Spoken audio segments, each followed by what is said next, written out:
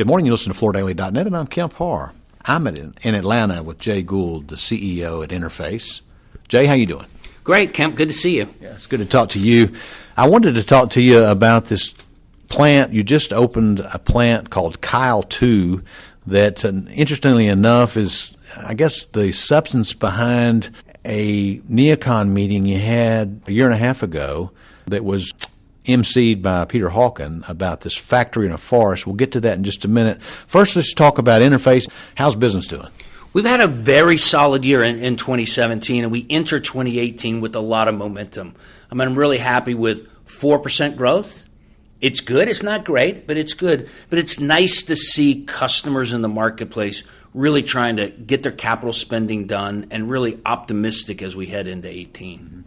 Now, most of my listeners know that your ticker symbol is tile. That's all you do. I mean, you do have some LVT. We'll talk about that maybe in a second. But modular tile, mostly sold in the commercial market. And when you say business is up 4%, you're talking about top-line revenue number. That's beating the market, I'd say.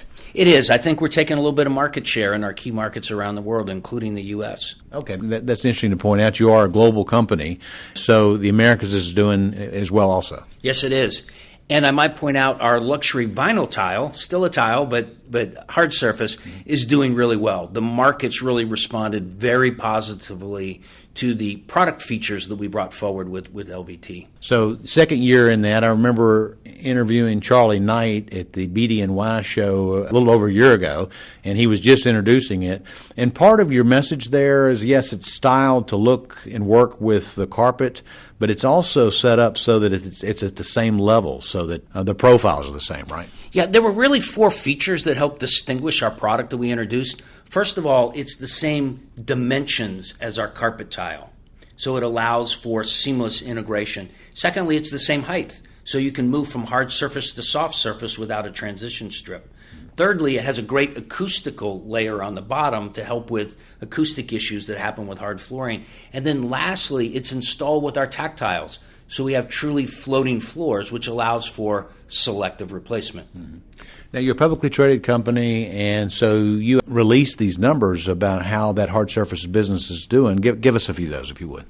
Sure. Well, I committed to build a $100 million business by the year 2020.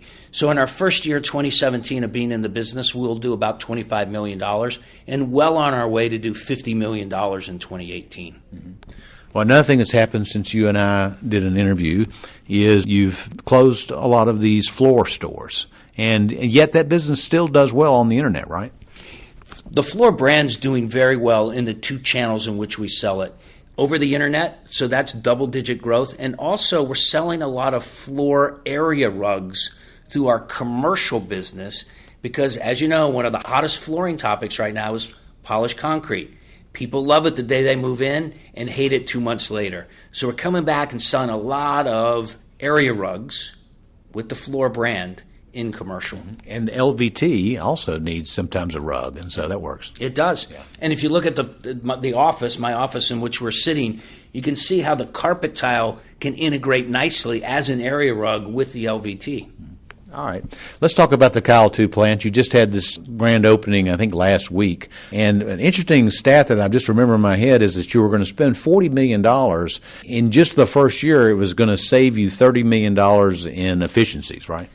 Well, so the overall game plan, Kemp, is we're going to invest up to $55 million over a 2.5-year time period. It will ultimately yield $30 million of annualized savings. We captured $10 million of that in 2017. We'll get another $10 million in 2018 and another $10 million the following year. So as we exit 2019, we'll have that full $30 million of savings in our P&L. Can you give us a little bit more about how that works? I mean, where the inefficiencies are coming out of your business? Sure. Well, the big breakthrough is creating 2 tufting facilities. Previously, we only had 1. It was all done in one facility, our short runs and our long runs. And an average tufter in that facility would run about 35% of the time.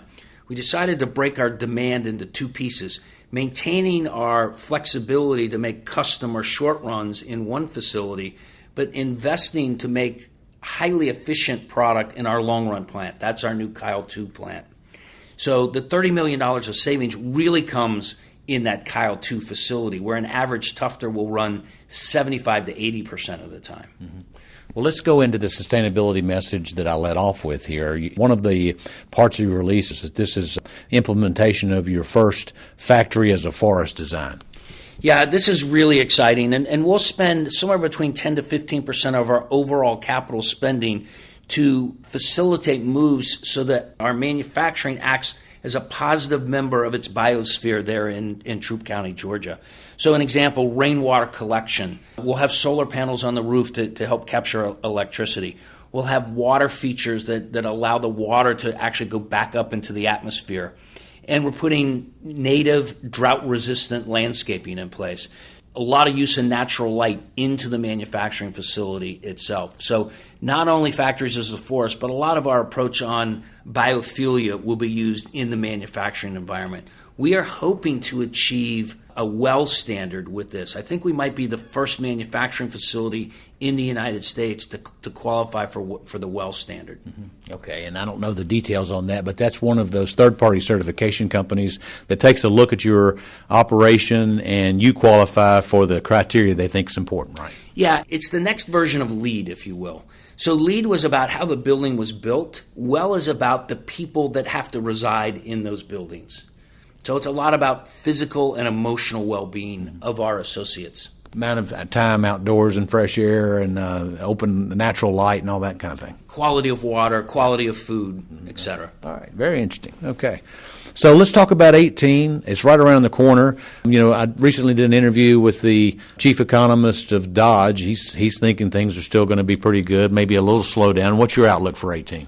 Well, we're looking to grow our carpet tile business 2 to 3%. So we think that that's faster than what the industry will yield. And we'll also capture about 250 basis points of growth from our LVT business. So we're looking to grow the overall business in that 3.5% to 4.5% range. And you think that the commercial sector of the business is going to be maybe warmer than this year or about the same? Well, if the back half of this year is in any indication, and certainly the fourth quarter of this year is any indication, we're going to have a really strong year next year. All right, great, Jay. It's great to catch up with you. Again, been talking to Jay Gould, the CEO of Interface, and you've been listening to Kemp Harr and FloorDaily.net.